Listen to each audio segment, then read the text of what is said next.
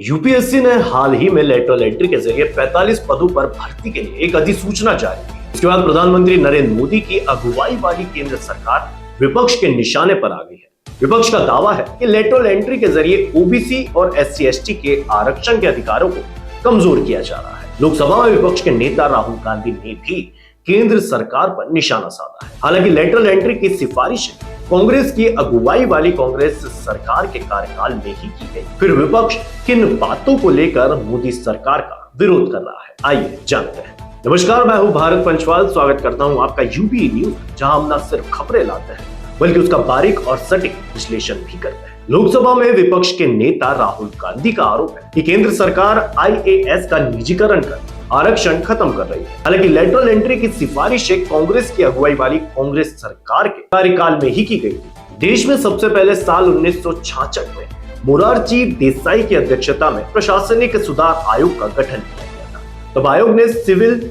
सेवाओं में विशेष कौशल की जरूरत पर जोर दिया था। हालांकि इस आयोग की सिफारिशों में लेटरल एंट्री जैसी कोई बात नहीं थी। शुरुआत में केवल मुख्य आर्थिक सलाहकार का पद लेटरल एंट्री से भर जाने लगा था। बाद में मोरारजी देसाई मार्च 1977 से जुलाई 1979 तक प्रधानमंत्री रहे। तब भी लेटरल एंट्री पर कोई खास कदम नहीं पड़ा है। साल 2005 में कांग्रेस के नेतृत्व वाली संयुक्त प्रगतिशील गठबंधन सरकार पहली बार लेटरल एंट्री के जरिए नौकरशाही में शीर्ष पदों पर निजी क्षेत्र के लोगों को बैठाने की योजना लाई। उस वक्त इस योजना के अगुवा थे कांग्रेस के वरिष्ठ नेता वीरप्पा मोइली। दूसरे प्रशासनिक सुधार आयोग ने इसके इस प्रस्ताव का जोरदार समर्थन किया था। वीरप्पा मोइली की अगुवाई में बने दूसरे प्रशासनिक आयोग ने सिफारिश की थी कि वरिष्ठ सरकारी पदों पर विशेष कौशल वालों की सीधी भर्ती की जाए। इस आयोग ने सिविल सेवा में कार्मिक प्रबंध में सुधार की जरूरत भी बताई थी। आयोग का कहना था कि 14 साल की सिविल सर्विस के बाद समीक्षा की जाए और 20 साल के बाद भी अफसर अगर अयोग्य निकले तो उसे बर्खास्त किया जाए। इसमें सामान्य श्रेणी के उम्मीदवारों को 3 मौके मिले, वही ओबीसी को 5 और एससी/एसटी को 6 बार परीक्षा में बैठने की सिफारिश की गई। मुख्य आर्थिक सलाहकार की नियुक्ति तो मोरारजी देसाई कमीशन की सिफारिश के बाद से ही लेटरल एंट्री के जरिए की जाती रही। पूर्व आर्थिक सलाहकार मोंटेक सिंह अहलूवालिया की नियुक्ति इसी के जरिए की गई। फिर यूपीए सरकार के कार्यकाल में आधार योजना की नींव रखने वाले नंदन नीलेकणी भी इसी के जरिए प्रशासन में शामिल हुए। ये व्यवस्था तदर्थ आधार पर थी, न कि संस्थागत।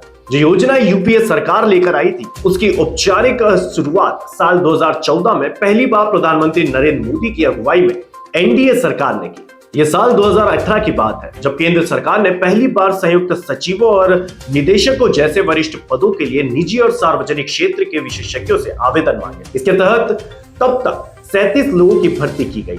साल 2019 में 7 और 2021 में 30 लोगों की भर्ती इसके जरिए की गई। लेटरल एंट्री का आमतौर पर एक ही मतलब निकाला जाता है, यानी निजी क्षेत्र के विशेषज्ञों की सीधी सरकारी सेवाओं में भर्ती। इसे केंद्रीय मंत्रालयों में संयुक्त सचिवों, निदेशकों और उप सचिवों की भर्ती की जाती है। वैसे तो केंद्र सार्वजनिक उपक्रमों, स्वायत्त एजेंसियों, शैक्षणिक संस्थाओं और विश्वविद्यालयों में काम करने वालों को छोड़कर निजी क्षेत्र के व्यवसाय में कार्यरत समकक्ष स्तर के न्यूनतम 15 वर्ष के अनुभव वाले लोग लेटरल एंट्री के जरिए अफसरशाही में शामिल हो सकते हैं। इनकी न्यूनतम उम्र 45 साल होनी चाहिए। किसी मान्यता प्राप्त विश्वविद्यालय या संस्थान से कम ग्रेजुएशन की डिग्री होनी चाहिए। लेटरल एंट्री से चुने गए अधिकारियों को 3 साल के एक अनुबंध पर हस्ताक्षर करना होता है। उनके प्रदर्शन के आधार पर इस अनुबंध को 2 साल के लिए बढ़ाया जा सकता है। इस बार जब लेटरल एंट्री के जरिए अफसरों की भर्ती के 17 अगस्त को नोटिफिकेशन जारी किया गया तो विपक्ष ने विरोध शुरू कर दिया। इस बार गृह मंत्रालय, वित्त मंत्रालय और इस्पात मंत्रालय में ज्वाइंट सेक्रेटरी और डिप्टी सेक्रेटरी के 10 पदों,